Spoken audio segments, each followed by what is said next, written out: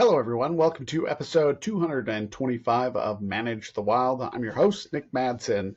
In the early part of 2000s, I found myself living in Southern California, Los Angeles area. And I was going about my day, and I was walking down the street, and I saw a lady, and she was walking this little dog. I'm not good with little breeds, but it was just a little dog, and had this massive collar spikes. And it kind of reminded me of those punk rockers who wear the chokers and all those things. And then down along its back, it had another tall strip of spikes. And as we got close, she was very friendly, and so which is unusual for California. But I asked her about her dog and what it was wearing, and she said it was a coyote deterrent. And I asked her what she meant, and she said, well, they were designed so the coyotes, when they come into their yards, wouldn't carry off the dogs. They would bite into the spikes and release the dogs. And I've ultimately come across multiple people since the early 2000s who have all lost pets to coyotes. There's a situation going on in San Diego where residents in a neighborhood within San Diego are saying they're seeing an increase in coyote attacks on their pets, or more coyotes are coming into the property. The state of California is saying, well, that's not necessarily the case. What we think is more people have backyard cameras or ring cameras, and they're just noticing it more. But the overall complaints haven't gone up very much. In 2022, they had over 1,300 complaints, and in 2023, they are up just a little over 700, but they seem to be on track to get to roughly the same number of calls or reports for coyotes. Residents are asking what they can do. The Division of Wildlife, the State Fish and Wildlife, doesn't want to come in, and they don't want to remove coyotes unless they are sick and noticeably sick, or they are creating a dangerous situation. Residents are saying, hey, you need to come in and do more. Now, they've done a bunch of research, and it's a widely studied topic, but basically it comes down to is coyotes are hard to deal with. There's not a whole lot. There was this study that's been put out a while ago, but it's not much different than what it currently is today. It was put out, it was management of conflicts between urban coyotes and humans in Southern California.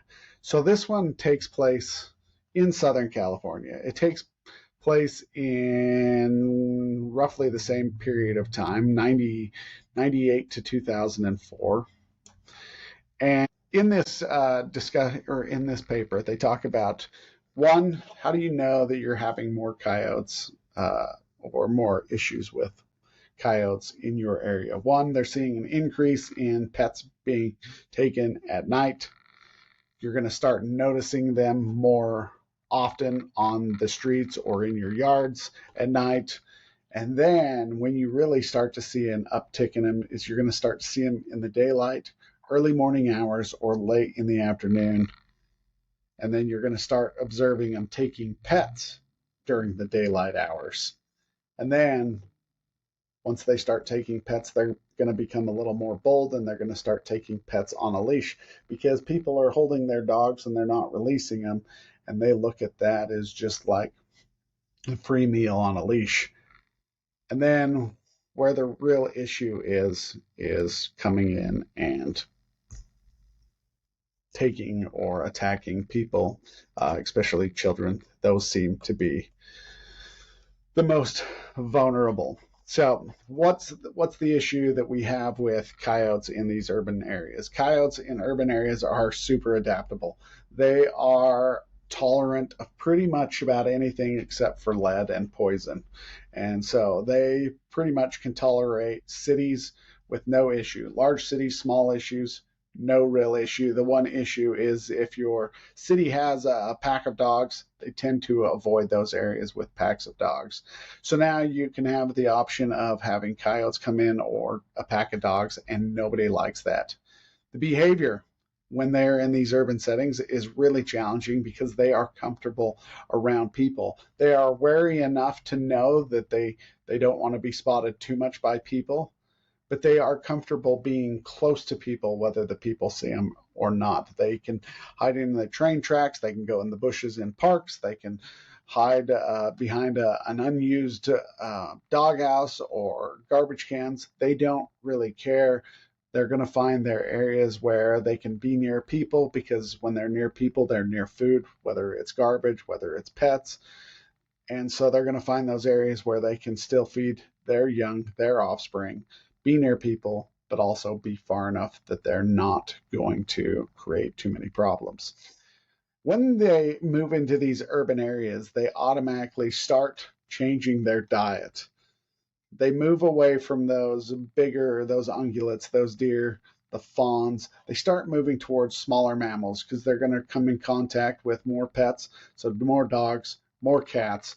But they're also coming in contact more with raccoons and skunks and different things because of all the trash that is bringing those in. So now they start to feed on rats and other things. They're eating birds. They start eating more fruits and vegetables and all the scavenged waste from people, all the food that they can find.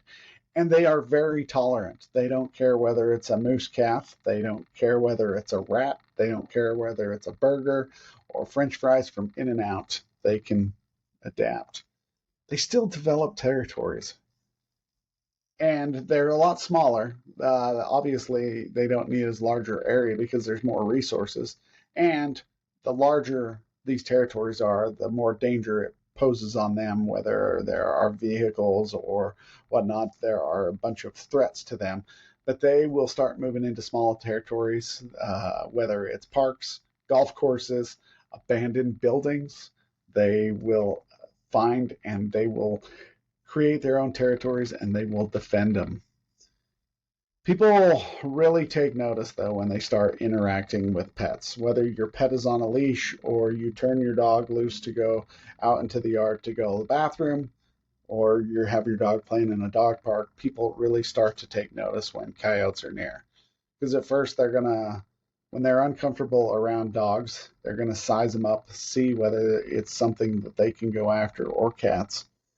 And once they decide that it's not a threat, then start becoming more bold, because now they're looking at this as a direct food source. They're going to look at people and say, not my cup of tea. But they're going to look at a little Chihuahua, a wiener dog, as just another hot dog on a bun, and they're going to start going after it. And this is where the real issues are, because they're bold. And the longer they've been in these situations, the more comfortable they are, the bolder they become. There's been situations videotaped, or people have talked about it firsthand, where they were walking their dog and the coyote comes in and grabs a hold of their dog while it's still on the leash. Or there's plenty of video cameras where it'll show coyotes coming into yards, grabbing a hold of cats, grabbing a hold of dogs, and running off with the dog in their mouth. Now, this creates a problem for coexistence amongst people. People pay a lot of money for their pets. People love their pets. People often think of their pets as an extension of their own family. And so this is where that coexistence really becomes an issue. Yeah. And there are ways that we can increase our coexistence measure or happiness with these predators, because that's what they are. One is trash cans. Make sure you're not leaving trash, because they're going to go through that trash. Make through your pet food. You're not just leaving a bowl out for your dog in the yard, because they're going to start coming in. Bird feeders, they're also going to go and eat bird feeders. They will take whatever food. So you still have to start reducing the things you do and altering your behavior. People don't like to be told that they need to alter their behavior. But you got one of two options. You come in and you lethally remove them, or you just start altering your behavior. You don't let your dogs out alone. You make sure you are monitoring them, or you can alter your fences. They have these things called coyote rollers, where it makes it difficult for the coyote to come up on top of the fence, pull itself over because it rolls. So you start modifying your space around you to protect your animals, your pets, as well as your children or yourself. If they become overly aggressive, depending on the state, some states are going to trap and relocate. The challenge is coyotes are pretty good at knowing where they're at, and oftentimes they can come back to the same area because they've established a territory there. So those are some of the issues. If you relocate it to a different area, if that coyote is carrying disease, then it's going to start spreading disease as it looks to set up another territory. But if that coyote has become comfortable in urban situations, it's going to find itself in that situation again. And if it's comfortable attacking dogs, it may find itself in that situation as well. So the other option is you can shoot them or trap them and kill them. And these are the decisions that wildlife managers have to make. Oftentimes, the public's not happy one way or another, whether you want to remove them and set up a situation like the state of Utah has, whether you want to do a bounty system. There's people in the state of Utah that aren't happy with the bounty system. There are people who love the bounty system because they're making a lot of money off of it. And so it just depends on how your state and how your wildlife agencies look at these things. What would you do in that situation? Let's say you move into an area and coyotes are comfortable coming into your yard. What would you want done?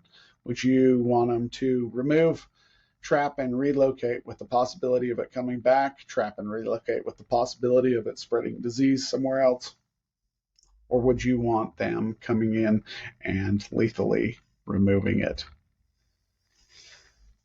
From the research and all the different things that I've told people, this is what people can generally do to protect themselves or modify their behavior. Secure your trash. Make sure your lid isn't open. Make sure your lid on your trash can lay flat.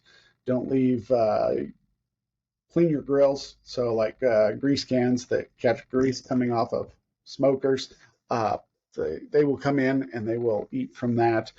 Pet food was another one. People would put out pet food for their cats and their dogs, and that would bring them in as well. And then people have outdoor cats or outdoor dogs, and you're going to have to start modifying that behavior. You're going to have to start protecting those pets. If you're going to have coyotes coming in, you're going to have to move them into an area where they're going to be protected. So you're going to have to start bringing them in, or you're going to have to fence and make sure that the coyotes can't get into that fenced area. And they can jump pretty high and they can climb. I've seen coyotes climb trees. There's been multiple videos where they are chasing something and they will climb pretty far up a tree because they can jump really far. And so you're going to have to modify your fences to keep them out.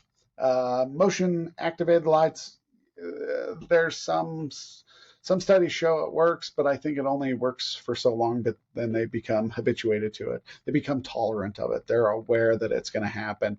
And if the light comes on and they stop and they don't see anybody coming out, then they're going to go back to whatever activity they were doing. Some states recommend you clearing the brush and the vegetation. If you've got any large bushes or whatnot around your property, the more you clear out, the less places there is to hide, and the more likely you can protect yourself because there's nothing for them to hide behind. Harass, yell at them, wave at them, clap at them. Again, it's only going to work for so long. I've heard of a guy who grabbed a paintball gun and had a coyote coming in, and he shot it with a paintball multiple times, but ultimately the coyote learned that it was a paintball gun. They ended up having to euthanize it. They do a lot of education, state agencies coming out, educating people on how to modify their behaviors. Other than that, there's not much they can do other than come in and lethally remove them. These are the challenges that urban areas are facing when wildlife adapt. What do you guys feel? How do you feel about coyotes in urban areas? Kind of cool, in my opinion, that they're so adaptable, but it's also a little bit uncomfortable when they become too comfortable around us. Tell me what you guys think about whether or not you're comfortable with coyotes being in urban situations. Would you want them trapped and relocated them? Would you just try to alter your behavior so they don't have to be affected, or would you like to lethally have them removed? Tell me what you guys think. Have a great day. Stay wild.